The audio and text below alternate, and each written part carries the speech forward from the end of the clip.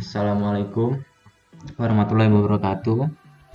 Perkenalkan, nama saya Alif Novan Roli Maisa. Saya dari jurusan Teknologi Rekayasa Otomasi Undip. Di sini saya akan menjelaskan perancangan sistem otomatisasi air bersih pada wilayah daerah air berkeruh dengan menggunakan software VT SCADA Lite.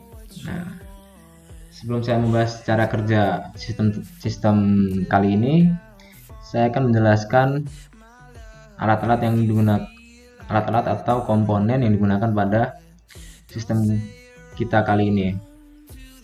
Nah, kali ini kita menggunakan 4 pompa, 3 diantaranya adalah pompa booster dan 1 diantaranya adalah pompa penyedot air, serta menggunakan 6 valve dan 3 sensor.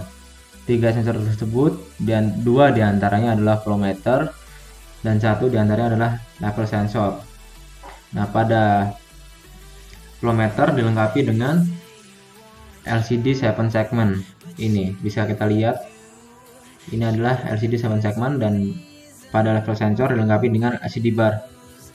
Nah, setelah itu kita menggunakan 7 tangki, diantaranya tangki flokulasi, tangki sedimentasi, tangki aerasi, tangki filtrasi, serta tangki desinfeksi, dan tangki terakhir adalah tangki penyimpanan akhir.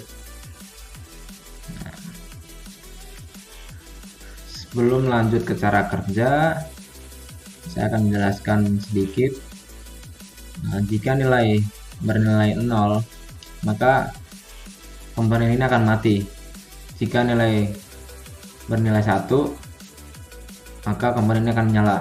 Nah, langsung saja tanpa basa-basi kita langsung ke cara kerja, Bung.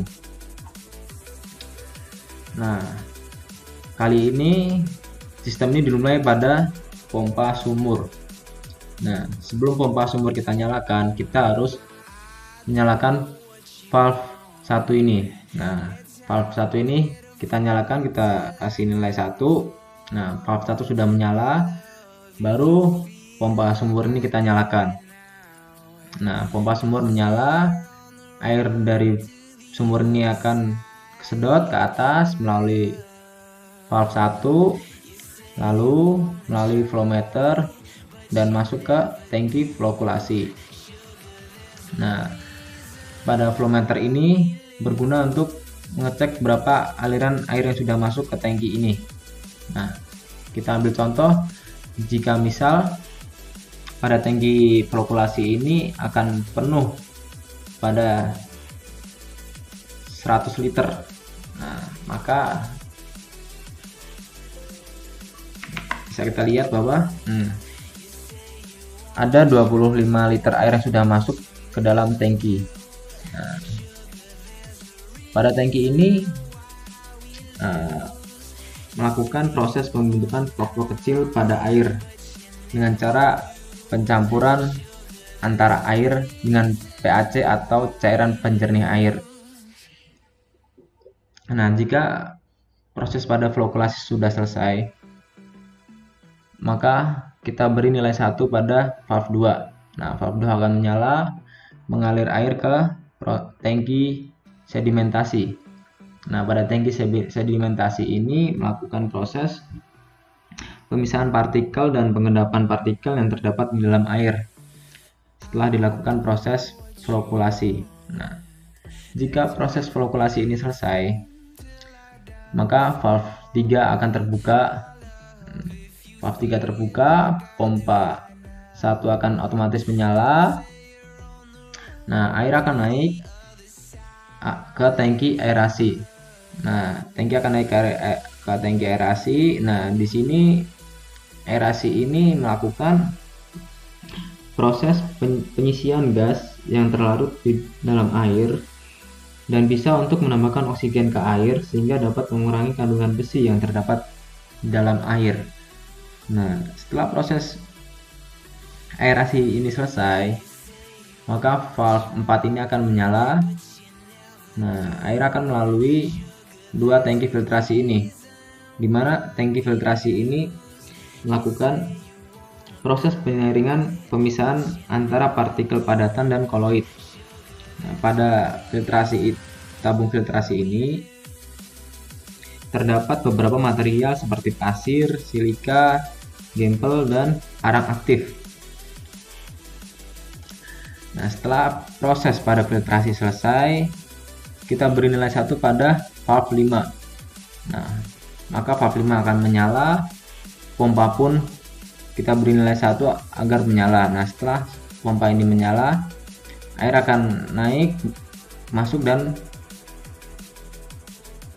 terdapat di dalam tangki desinfeksi, di mana tangki desinfeksi ini melakukan atau bertujuan untuk membunuh mikroorganisme yang terdapat di dalam air. Nah, pembunuhan mikroorganisme ini menggunakan cairan iodin atau sejenis cairan kimia tapi baik, tidak terlalu jahat, jadi tidak apa-apa di air, tidak terlalu mencemari air. Nah, setelah proses ini selesai, maka kita beri nilai 1 pada valve 6 agar valve ini terbuka. Nah, valve terbuka melalui volumeter masuk ke tabung penyimpanan akhir. Nah, di sini volumeter ini sama persis tugasnya seperti volumeter 1 ini. Nah, bedanya adalah jika tangki tabung penyimpanan air ini lebih besar mungkin apa jumlah liternya. Bisa kita lihat bahwa misalkan gini, terdapat sudah ada 50 air yang masuk dalam tangki ini. Nah, maka di sini pada LED 7 segment ini kan menunjukkan angka 50. Nah, setelah air masuk, nah air akan dibaca oleh level sensor, dan level sensor ini akan memberi masukan ke dalam LCD bar ini. Nah, jika 50, nah kita masukkan 50. Nah, maka tampilan LCD bar akan seperti ini. Nah, artinya masih ada slot untuk air masuk ke dalam tangki ini.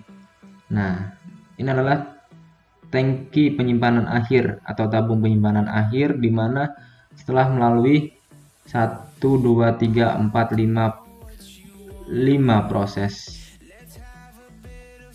Nah, setelah ini maka akan masuk ke pompa 3. Nah, pompa 3 kita beri nilai 1, pompa akan menyala. Nah, pompa ini yang bertugas untuk mengalirkan air ke masyarakat. Nah, mungkin sekian penjelasan dari saya. Jika ada tutur kata yang salah atau bahasa yang kurang seronok, atau jika kalian tidak paham, bisa kontak-kontak saya. Nanti saya sertakan email saya di bawah ya. Mungkin cukup sekian. Assalamualaikum. Waalaikumsalam. Selamat malam, karena di sini malam.